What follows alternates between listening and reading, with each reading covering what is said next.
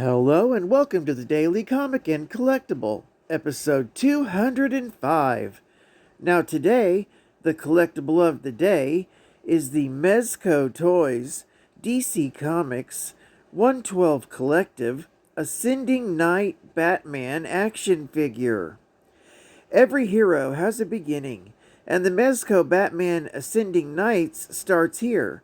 This 6-inch Batman figure is the version of 10 years ago, as he just began the war on crime.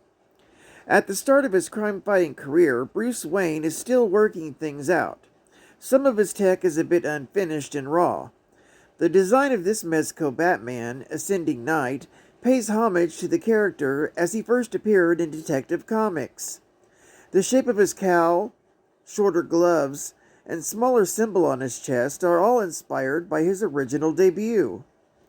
The Mezco Batman figure stands 6.3 inches tall. It's hand-painted with authentic detailing, fully articulated body, with over 30 points of articulation.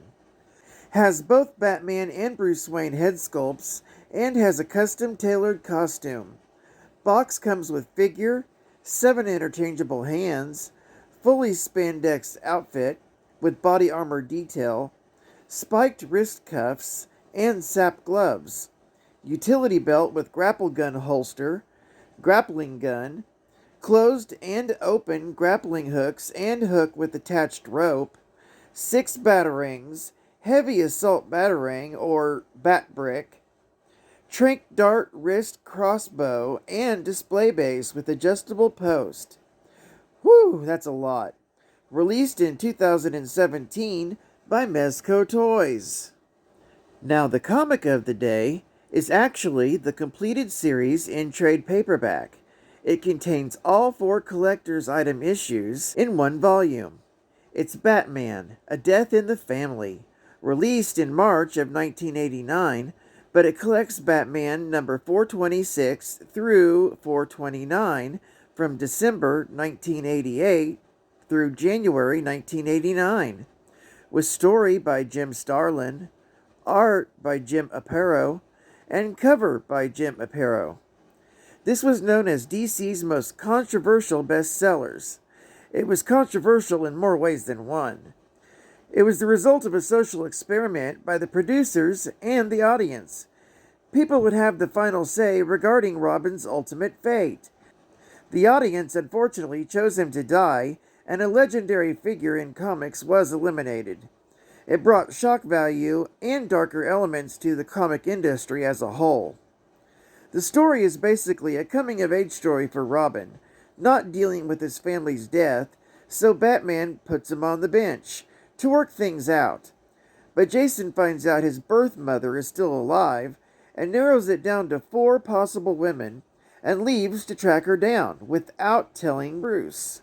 Meanwhile, the Joker escapes from Arkham Asylum and goes on the run to the Middle East with a nuclear weapon for sale. So all 3 players, Batman, Robin, and the Joker, all end up in the same country looking for different things. Well, needless to say, the Joker finds out about Robin and blows him up in a warehouse, lured there by a woman claiming to be his mother. Blaming himself for Jason's death, a guilt-ridden Batman resolves to carry it alone. Later, the Joker shows back up with diplomatic immunity as an Iranian diplomat to the United Nations. But Batman doesn't trust him, and neither does Superman. Soon enough, at the assembly, the Joker tries to release his toxins, but is stopped by Superman. The Joker jumps into an escaping helicopter at the same time as Batman.